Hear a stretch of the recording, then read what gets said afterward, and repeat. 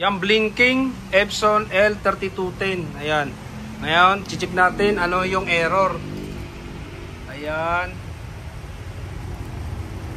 Maintenance.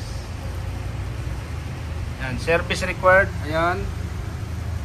Kailangan i-reset. Ayan, bago kayo mag-reset, buksan yung resetter nyo, turn off nyo yung antivirus nyo.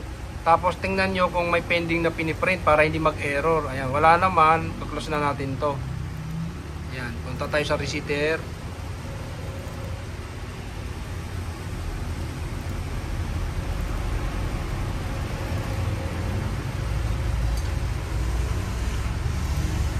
Select nyo lang yung model, 3210, 3210 din dito.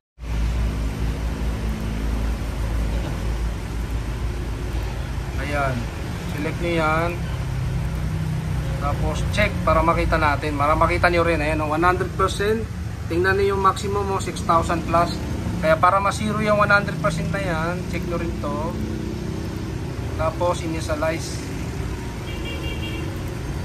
Ayan, turn off printer. Ayan, ito turn off lang natin yung printer para makita, ma-detect ng printer na ni-reset. Ayan. Ayan, oh, wala na yung blinking. Ayan, ganun lang mag-reset. Huwag niyo pong kalimutan i-like, i-share yung ating video. Maraming salamat.